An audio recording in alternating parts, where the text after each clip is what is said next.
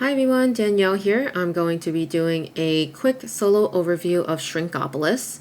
You can check out the Gamefound link in the description below. So I've got this pretty much all set up, but I will explain what's going on because I know it kind of could look overwhelming if you're not sure. So we have in the center of this kind of rondelle a design card. In a solo game, you'll only choose a card from deck B. So that's what this is for. And then around that, you will be placing a mix of city cards and also reward cards around it. And you're going to alternate. So you'll see a city card, a reward, city, reward, city, reward, city, reward. And there will be a total of 8 cards around it. And the way you place it in solo is very important because you want to make clear that any 2 cards, basically you'll be choosing a city and a reward card. Any pair that you choose, you have to know which one's directly across from it because the shrink, which is essentially the AI player, will be taking the cards opposite of what you choose on your turn. So definitely making sure that you are kind of placing them in a way that you can tell what's across from them. You'll also have a deck of city cards right here. So you'll set that aside so that you can refill the empty city cards. And then the rewards deck, that's what this deck is. These are your reward cards. You'll just refill it as well when it becomes empty in this rondelle area. You'll also set up a market with 3 cards face up.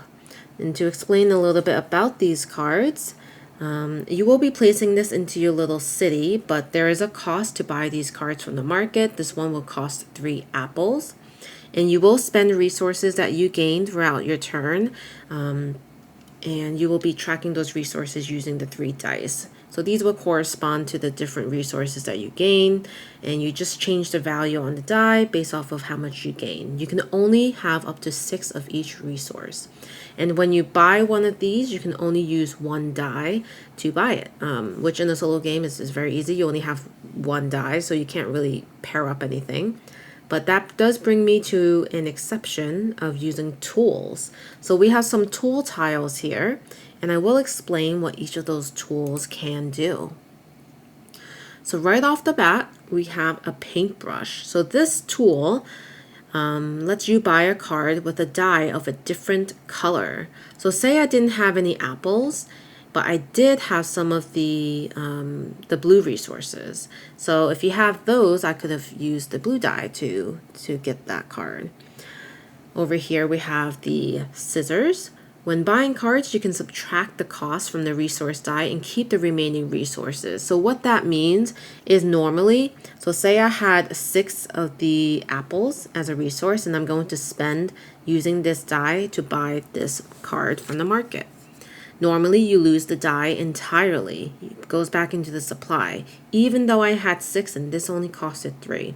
So using the scissors allows you to just spend what you were going to spend on the card and keep the remaining on the die. So that's what the scissors would do.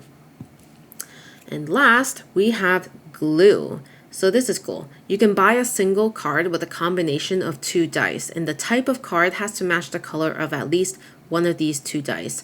So in this scenario, say I had 2 red and 1 blue, but I really wanted to buy this card for 3 apples. So I could spend both of these 2 resource dice, and they total 3, which is perfect because I needed 3 to buy this card. And the red matches the red here, and we're all set. So as long as we have the glue, we can do that. And once you have the tools in your possession and you use it, you just flip it over, and that just tells you that you can't use this again until the next round. You can only have 1 tool available to yourself for each. Just keep that in mind. So let's get into some of how the player turns will go. I have this reference card, which will be likely not printed on paper like this, but this is an overview of what the player turn looks like. So the first step is that you'll gain cards, and this is mandatory. So you're going to pick 2 cards from this rondelle, 1 city card, 1 reward card. And then you have to play a city card. You'll place it and make connections, and you'll gain any resources for connections you make. And let me explain what that is in a second. So say, for example, I decide to pick these 2 cards. So I'll go ahead and take these 2 cards. I'll gain these, and then directly across from them are these 2 cards. The Shrink, which is the AI, will be gaining these in a pile. So I'll be placing it off to the side in its own little pile. So after that, I get to choose where I want to place the city card. The city card is signified with this icon. So I'll place this, and I will place it so that something matches up. So part of the placement rules is that you have to be able to rotate the card and place it adjacent to an existing card where it matches up with one of the smaller squares or icons that you see. So I could put it like this because these 2 are adjacent. I could put it like this, or here, or here. And I think if you were to match the 2, you would gain those resources. So say I'll do this. I'll go ahead and match these 2, and then I will end up gaining some resources. I could decide to play the reward card, and that's what this card is that I had gained. And I could return 1 die to buy one of the resources cards here as well. And I could do this as many times as I want. I think I will play the reward card. And I think, well, let's take the resource. So I take one of these, is it 2 resources, I guess? 2 of those. And then I will place this reward card here, matching up this. So I will gain 1 of the blue resources, and I'll choose to gain 1 of the red ones. Okay. If I decided not to play the reward card though, what I could have done is reserve the card, and you can't have more than 3 reserved cards at a time. So basically it would just end up with this card. I'm reserving it so I could be using it in a future turn. I could decide to place it in the market, which is up here. So that is also an option. So after that, you get to refill the market if there are less than 3. So right now there's 3, so I don't need to refill the market. And if I did use any tools, I would flip it back. So in this case, that is my turn. So basically after my turn, the AI or the Shrink will take a card from the market. So depending on the difficulty level that you choose for your solo mode, the easy mode lets you choose which card the Shrink will get. The medium mode means that the Shrink gets the rightmost card. And then the hard mode means that the Shrink will get the card that provides the most VP. And that's basic VP, not the VPs from having sets. So in that case, just playing the easy mode, I'll let it decide that it will take this one. Okay, so you put it in this pile, and then you will end up having to refill at this point. So that's something to keep in mind, actually. So when you refill the market, just make sure you give the Shrink a card from the market first. And just so you know, when all the turns are completed, the Shrink will be scoring all their cards, and you'll basically consider all the VPs on links on the cards as connected.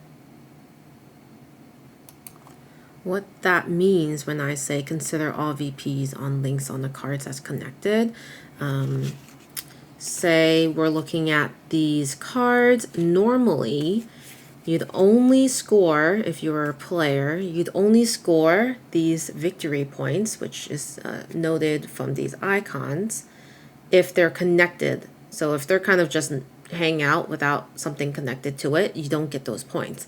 But for the Shrink, you get all the points. Well, they get all the points that are listed. So they would get 2 and 2, both of these, because that's just how you would score for the Shrink. So that's something to note for how they play. And you might want to try to grab those cards that will definitely give the Shrink more points. And this isn't really a beat your own score. You are competing against the Shrink's scoring. Okay, so just to explain what this specific design card means, and let me just refill this actually while I'm here. Okay, so this specific design card, this one means that you will receive at the end of the game 5 VP if you are missing either an animal, attraction, or tool cards in your city. So if you're not placing cards with one of these icons, you get an extra 5 points. And then to explain the objective card that I currently had in my reserve, this one means that you'll get 3 points for every 5 VP gained from another objective card. So if you're gaining 5 VP from another objective card, you get 3 VP. So you would have to build upon that to get the most points from this objective card. The rulebook will have basically all the objective design cards explained, so you don't have to like wonder what some of the iconography means, although some of it might seem self-explanatory. All right, so in summary, for the solo variant, the turn order is that you'll gain cards. So you're gaining cards here, you're picking a pair, and then the shrink will take the 2 opposite cards, taking their pair, put it in a pile. You'll play the city card. You'll get to decide if you play the reward card. Otherwise, you can put the reward card in the market, which could possibly mean that the shrink will get it into its pile, depending on the difficulty level. Or you could put it into your reserve, but keeping in mind, you can only have up to 3 reserve cards. And you do start with 1 at the beginning of the game. And then you go ahead and refill the market, and that's when the shrink will take 1 card from the market. Okay. So that's pretty much how the game works, and you're really trying to be strategic on what you're linking up, so that you get the right resources you need to get the right cards you want to fulfill your objectives. And then of course the tools will also be gained throughout the game. So the objectives will, if I were to play this card, I'd be able to gain a scissor tool. So that's how I would gain that tool. If I continue to be able to pick let's see, if I were to get more objective cards as I draw through the deck, this would give me one of the erasers, or I'm sorry, the glue. That's the glue. So that's something to keep in mind, that throughout the game you will have opportunities to gain many resources, and it's all about managing your resources, knowing kind of the objectives you're going for, and that will determine how you're placing your city. And honestly, this could expand in all directions. I did place these cards this way in this example, but you could place it this way, and then you could really just keep expanding in any direction. So this could take up quite a bit of space depending on how you place your cards. All right, well, I didn't want to make this too long, but I hope you were able to grasp the gameplay a little bit and how to set up for the solo mode. I think this is a very neat game, and I'm looking forward to seeing more from this designer. So again, if you're interested in this game, you can find the Gamefound link in the description below. And yeah, as always, let me know what you guys think of the game, and I'll see you guys around. Bye.